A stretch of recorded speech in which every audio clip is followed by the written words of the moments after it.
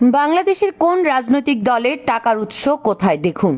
বাংলাদেশে রয়েছে অসংখ্য রাজনৈতিক দল, আর এইসব রাজনৈতিক দলগুলো এমনি এমনি চলে না। এইসব দল পরিচালনার জন্য রয়েছে অনেক রাজনৈতিক নেতাকর্মী। রাজনৈতিক নেতাকর্মীরা তাদের জ্ঞান, বুদ্ধি ও দূরদর্শিতার মাধ্যমে দলগুলোকে পরিচালনা করে থাকে। তবে শুধু নেতাকর্মীদের দ্বারা এই রাজনৈতিক দলগুলো পরিচালনা করা সম্ভব হয় না। দলগুলো পরিচালনার জন্য অনেক সময়ে অর্থের প্রয়োজন হয়, আর এইসব টাকাগুলো কোথা থেকে আসে তা জানার আগ্রহ সকলের মনেই রয়েছে। তো দর্শক, আজকের ভিডিওতে আপনাদের জানাবো বাংলাদেশের সবচেয়ে জনপ্রিয় 5টি রাজনৈতিক দলের টাকার উৎস কি সে সম্পর্কে। তাছাড়া আরো জানতে পারবেন কোন রাজনৈতিক দলের টাকা কিভাবে আসে এবং কারা পরিচালনা করে এসব দলগুলো। বাংলাদেশের রাজনৈতিক দলগুলোর মধ্যে আওয়ামী লীগ, বিএনপি, জামায়াত ইসলামী, জাতীয় পার্টি ও ইসলামী আন্দোলন বাংলাদেশ অর্থাৎ চরমোনাই সবচেয়ে বেশি জনপ্রিয়। আজকের ভিডিওতে আপনাদের এই 5টি দলের টাকার উৎস সম্পর্কে জানাতে চলেছি। তো চলুন প্রথমেই জেনে নেই জামায়াতের টাকার উৎস সম্পর্কে।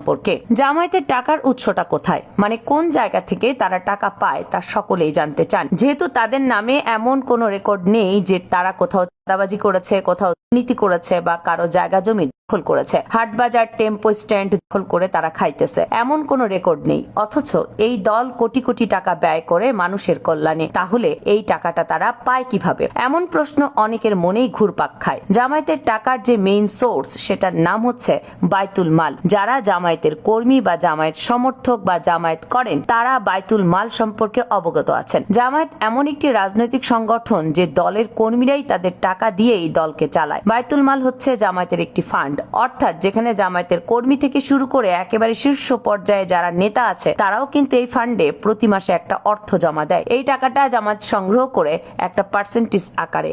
যেমন আমি এক চাচাকে দেখেছি, উনি জামাতের খুব ভালো পর্যায়ে দায়িত্বশীল একজন নেতা। তো আমি দেখেছি যে তিনি প্রতি মাসে জামাতের ফান্ডে, মানে বায়তুল মাল যে ফান্ডের কথা বলছি, এখানে প্রতি মাসে উনি 5,000 করে টাকা জমা দেন। জাস্ট উদাহরণের ক্ষেত্রে বললাম। তাছাড়া যারা জামাতের বড় বড় নেতা আছে, যাদের ব্যবসা প্রতিষ্ঠান অনেক বড়, আয় ইনকাম অনেক বেশি, তারা যে কি পরিমাণ দান করে সে কথাটা আমি নাই বললাম। এবার আমি আপনাদেরকে একটা হিসাব দেখাই। ধরেন কম করে হলেও পুরো বাংলাদেশে জামায়াতের কর্মী আছে 10 লক্ষ। তো এই 10 লক্ষ কর্মী যদি 1 টাকা করে দেয়, বলেন তো জামাতের ফান্ডে কত টাকা আসবে? 10 লক্ষ কর্মী যদি 1 টাকা করে দেয়, তাহলে ফান্ডে আসবে 10 লক্ষ টাকা। এরপরে জামাতের এই ফান্ডের যদি 10 লক্ষ কর্মী 10 টাকা করে দেয়, তাহলে জামাতের ফান্ডে প্রতি মাসে আসবে 1 কোটি টাকা।